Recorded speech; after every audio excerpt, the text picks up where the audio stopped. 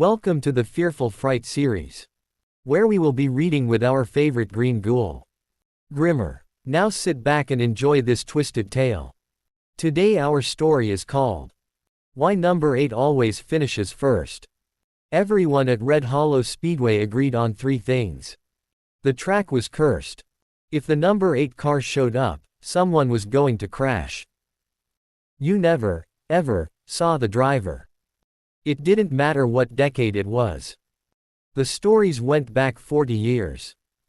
Different announcers, different owners, different cars. But always the same thing. A race nobody expected to be special.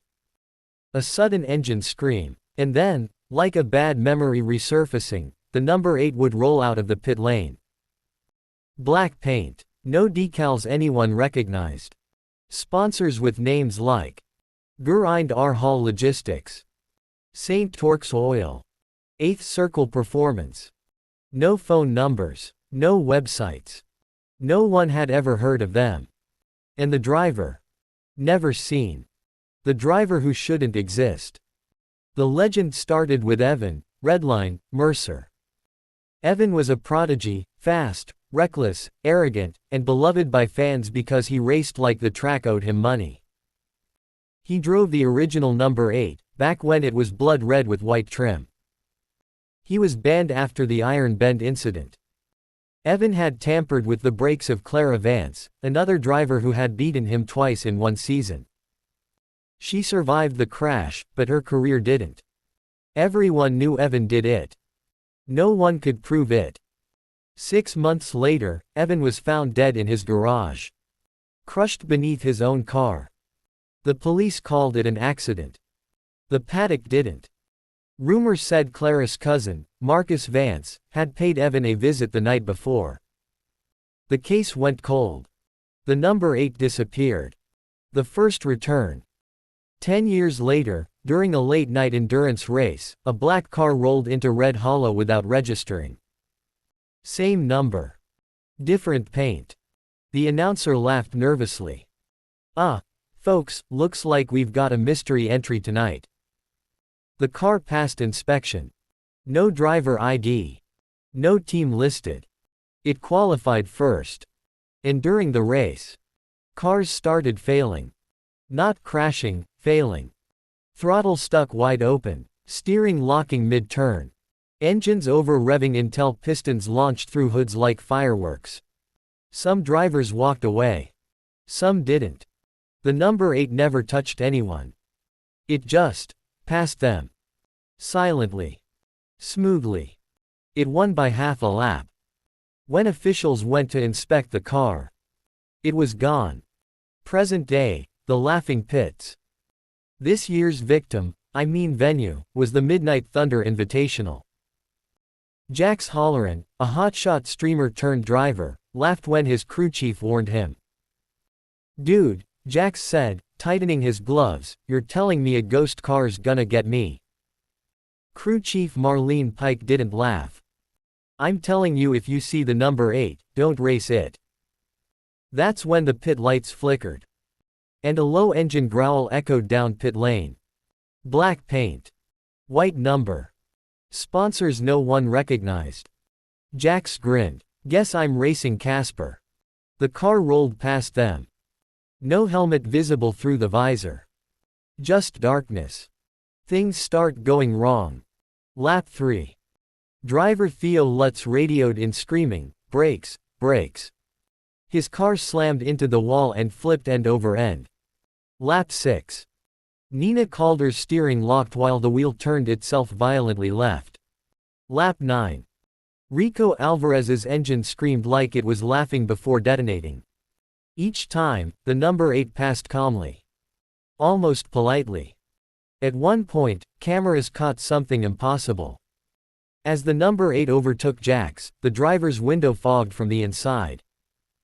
And for half a second, a hand pressed against the glass. Too pale. Too thin. The sponsor message. Marlene pulled telemetry. "Jax," she whispered into the radio, "your dash, do you see that?" Jax swallowed. The digital display flickered. Words scrolled across it that weren't part of the system. You owe me a lap. Then.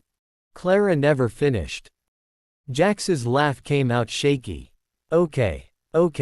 Very funny prank. The radio crackled. A voice came through that wasn't the announcer. Not static.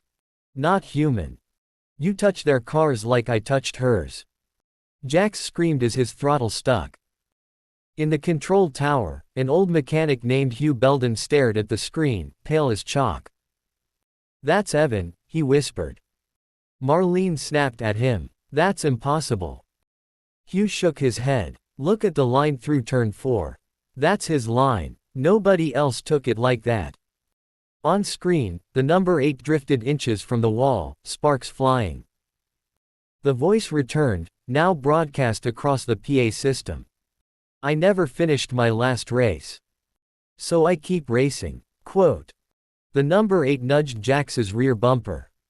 Not enough to crash him. Enough to teach. Jax spun wildly, slamming into the tire barrier. He lived. Barely. The silly part. After that, things got odd. The number 8 began taunting. It honked during passes. Its headlights blinked like it was winking. At one point, the engine revved in a rhythm suspiciously like laughter. Another car's radio suddenly played an old commercial Evan Mercer once filmed. Redline Mercer, always first. The announcer lost it. Is the car mocking us? Yes. Yes it was. The final win. By the end of the race, only 4 cars still ran. All limping. All terrified. The number 8 crossed the finish line first. As always. It slowed. Pulled onto the front straight. Stopped. The door opened. No one stepped out. Inside the cockpit, cameras caught a burned racing suit, empty, seatbelt still buckled tight around nothing. On the steering wheel, carved deep into the metal. Ban me again. Then the car shut off. And vanished. Not drove away. Vanished. Some say Evan Mercer doesn't kill everyone. Only drivers who cheat. Only drivers who tamper. Only drivers who deserve it. Others say he just likes racing. Really likes winning. Every few years, somewhere under stadium lights, a mystery sponsor registers a car. Number 8. Black paint. And somewhere in the pits, a driver laughs and says, "Come on, ghosts aren't real." And the engine starts.